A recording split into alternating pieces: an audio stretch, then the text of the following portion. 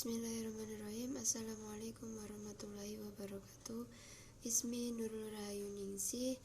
Fi hadi darsil balaghah sa'ubayyinu anil tasbih majaz wa kinayah. Yang pertama kita akan membahas tentang tasbih. Sebelumnya ilmu balaghah itu adalah merupakan cabang ilmu bahasa Arab dalam bentuk sastra Arab. Terus di dalam kajian balaghah ini ada 3 besar buku balaghah. Itu yang pertama ada ilmu bayan, ma'ani wa badi'. Pada sekarang ini balaghah 2 ini kita membahas tentang ilmu bayan, mana itu terdiri salah satunya terdiri dari tasbih, majaz, wa kinayah. Baik, untuk yang pertama kita akan membahas tentang tasbih. Tasbih sendiri itu merupakan sesuatu menyerupakan sesuatu dengan yang lain dalam satu pengertian, itu menggunakan salah satu tasbih baik diucapkan atau tidak diucapkan, karena adanya tujuan. Yang pertama tadi musyabbah, yang kedua musyabbah bih, dan yang ketiga wajhu sabai. Dan adapun yang keempat itu ada adu tasbih. Maksudnya musyabbah itu yang diserupakan, musyabbah bih itu yang diserupai, wajhu sabai itu persamaan antara musyabbah dan musyabbah bih. Dan yang keempat itu ada adatu tasbih. Adatu tasbih ini merupakan lafaz yang menunjukkan pengertian serupa atau menyerupai. Adapun tujuan dari tasbih sendiri itu ada 6 macam. Yang pertama itu bayanu hal musyabbih, menerangkan keadaan musyabbih. Contohnya seperti ka'ana syamsu wa lam mulukil kawakibu idza tala'at lam yubdi minhunna kawakibu. Artinya engkau laksana matahari sedang raja laksana bintang. Jika matahari terbit, maka suatu bintang pun tak ada yang tampak. Maksudnya di sini mutakalim itu menerangkan keadaan si musyabbah atau mukhatab yang sedang dipujinya lebih hebat dibandingkan raja-raja yang lain. Apabila mukhatab datang, yang lain tidak kelihatan, tidak kelihatan lagi keagungannya. Lalu tujuan selanjutnya atau tujuan yang kedua itu bayanul miqdari, itu menerangkan ukuran keadaan, si musyabbah. Sifatnya ini sudah diketahui tapi ukurannya belum diketahui. Contohnya ini, aku tuh pakai hata kasukari, saya makan buah-buahan rasanya itu seperti gula. Sudah dijelaskan pada contoh ini, buah yang dimakan si mutakalim itu sama dengan manisnya gula. Jadi sifatnya sudah diketahui tetapi ukurannya itu belum diketahui. Untuk selanjutnya, tujuan selanjutnya itu menerangkan kemungkinan adanya musyabbah. Langsung pada contohnya, fa inna tafaqala ina muwata minhum fa innal maku ba'dud damil Ghazali. Jika engkau dapat menggauli manusia padahal engkau sendiri bagian dari mereka, tidak mengapa, karena sesungguhnya kasturi itu sebagian dari rusa. Pada dasarnya tidak mungkin kan ada yang melebihi manusia lain, karena dia sebenarnya juga manusia biasa seperti mereka. Untuk kemungkinan itu mutanabbi atau mentasbihkan keadaan kasturi yang hanya berasal dari darah itu menjadi kasturi, mengungguli semua darah. Untuk tujuan selanjutnya itu ada menetapkan keadaan musyabbah. Contohnya innal qulubi idza tanafara wadaha syabuhu zujajati kasruha la yajbiru. Sesungguhnya bila mana sudah merenggangkan rasa cintanya, bagaikan kaca yang pecah tidak dapat dikembalikan lagi, tidak dapat disatukan lagi. Pada contoh ini tuh musyabah bihnya memberikan faedah menguatkan, menetapkan hati pendengar agar lebih sempurna dan lebih dimengerti daripada yang makul. Untuk tujuan yang kelima itu menghiasi musyabah. Contohnya hadakal wardi, pipinya itu merah diumpamakan seperti bunga, maksudnya itu membaguskan si musyabahnya. Lalu untuk yang terakhir ini tujuannya untuk menjelekkan musyabah, maksudnya ini contohnya langsung ke contohnya, wa idza asyara muhaddisu kafakanahu qarada yaqau au ajawazatal tulatimu. Nah, bila dia ingin menunjukkan sesuatu sambil bicara seperti kera tertawa atau seperti nenek yang sedang memukul. Contoh tasbih pada Al-Quran, sebuah perumpamaan itu pada ayat Al-Baqarah ayat 261. Bismillahirrahmanirrahim. Masalul ladzina yunfikuna amwalahum fi sabilillahi kamathali habbatin ambatat sab'a sanabila fi kulli sumbulatin mi'ati habbah wallahu yudha'ifu liman yasha' wallahu wasi'un alim. Sebagaimanapun artinya di sini, Allah itu memperumpamakan seorang yang mengeluarkan sebagian rezekinya di jalan Allah itu diserupakan dengan sebuah butir benih yang menumbuhkan 7 bulir, dan setiap bulir itu tumbuh 100 biji. Maksud dari 7 bulir dan setiap bulir itu tumbuh 100 biji, ini Allah melipat gandakan ganjaran bagi siapa yang hendak mengeluarkan sebagian nafkahnya di jalan Allah Subhanahu wa ta'ala.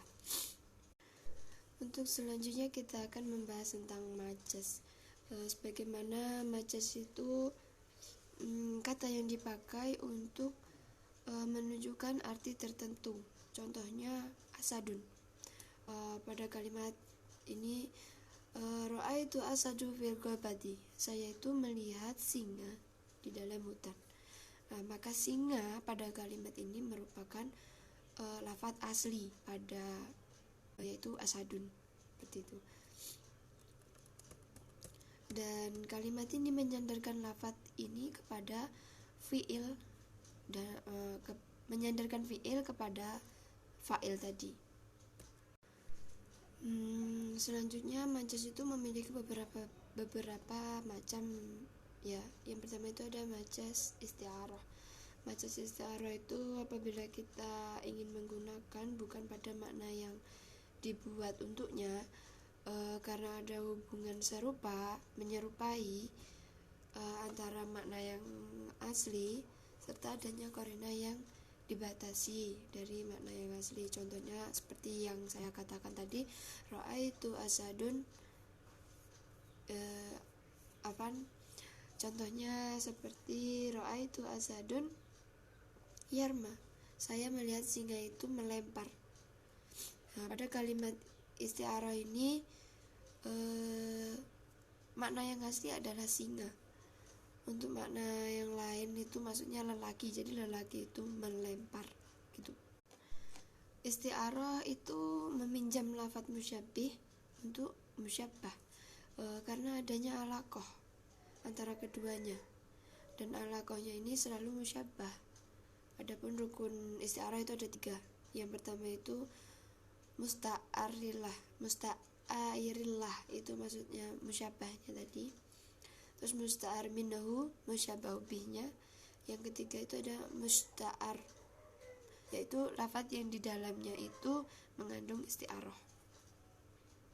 Selanjutnya, macam yang kedua itu macam pun dari majaz tadi ada majaz mursal. Maksudnya majaz mursal ini kata yang dipakai itu bukan pada makna yang sebenarnya, karena alakohnya tidak saling menyerupai serta adanya qarinah yang mencegah dari makna asli. Alakoh yang dimaksud pada majaz mursal ini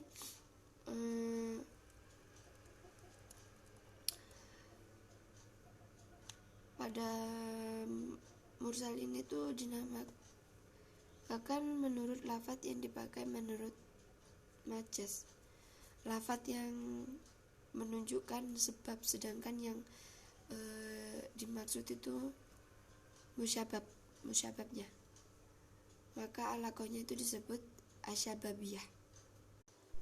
Sebagaimana contohnya, amtarat samai nabatan, langit itu menghujannkan tumbuh-tumbuhan, yaitu menghujankan air hujan yang menyebabkan tumbuh-tumbuhan itu hidup.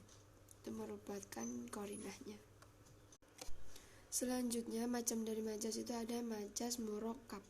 Majaz murakkab ini majaz yang berlaku pada kalimat, bukan pada kata.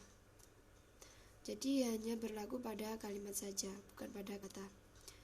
Dan isti'arah tamsiliyahnya adalah majaz yang berlaku pada kalimat ini dinamakan alakohnya itu musyabbah. Tamsilnya karena mirip dengan pepatah atau dapat dikatakan seperti peribahasa. Contohnya ini, innaka latajinu min syuki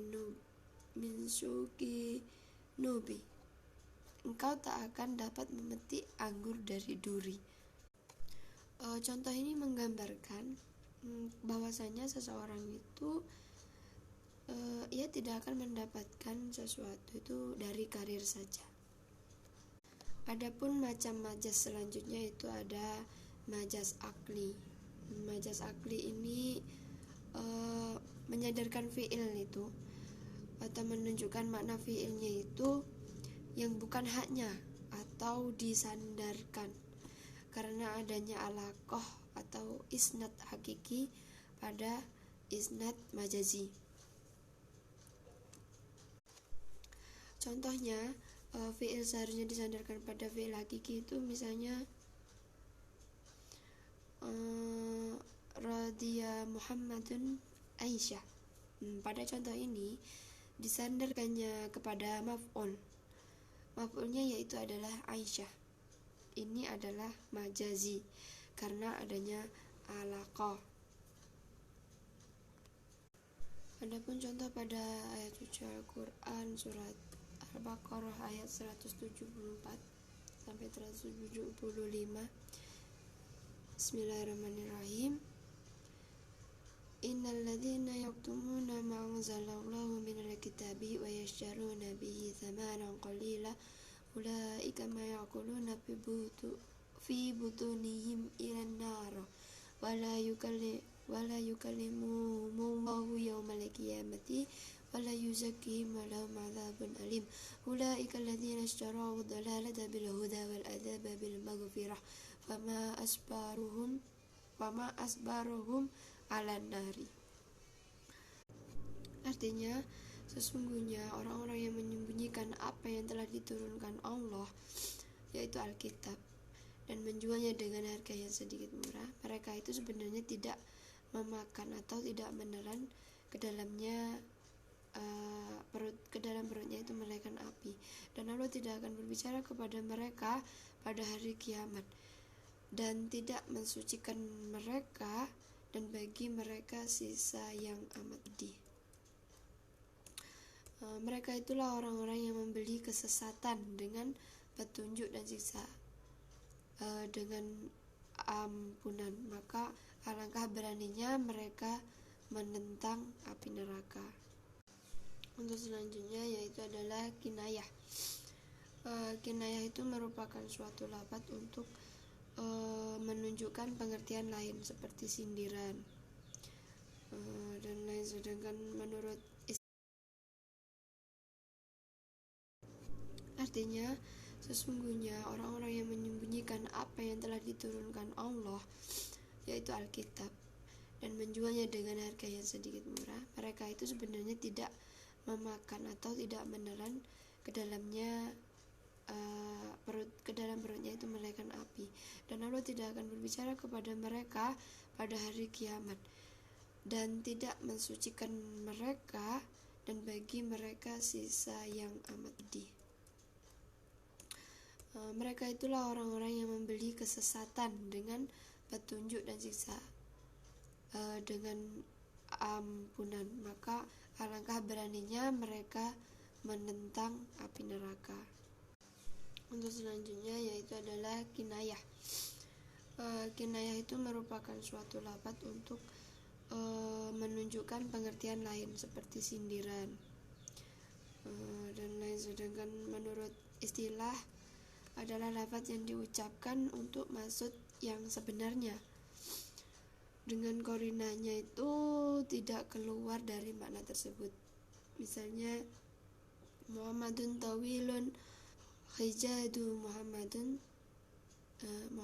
tawilun hijadu, maksudnya itu Muhammad panjang tali pedangnya. Maksudnya di sini orang zaman dahulu itu kan besar-besar, otomatis tali pedangnya itu sangat panjang, padahal digambarkan di sini itu untuk memberitahukan bahwasannya badannya itu besar. Contoh kinayah pada ayat suci Al-Quran itu ada pada surat Al-Qari'ah ayat 1-5. Bismillahirrahmanirrahim. Al-Qari'ah mal-Qari'ah wa ma adraka mal-Qari'ah yauma yakunu nasu kal farasil mabsus wa takunu al-jibalu kal ihnil manfus. Artinya hari kiamat. Apakah hari kiamat itu? Tahukah kamu apakah hari kiamat itu? Pada hari itu manusia adalah seperti anai-anai yang berterbangan, dan gunung-gunung adalah seperti bulu yang dihambur-hamburkan. Di sini itu dijelaskan manusia tidak dikatakan sebenarnya, tetapi diandaikan seperti anai-anai. Lalu gunung itu juga seperti bulu yang sedang dihambur-hamburkan. Mungkin cukup sekian penjelasan dari saya, kurang lebihnya saya mohon maaf yang sebesar-besarnya. Semoga bermanfaat. Wabillahi taufiq wal hidayah. Wassalamualaikum warahmatullahi wabarakatuh.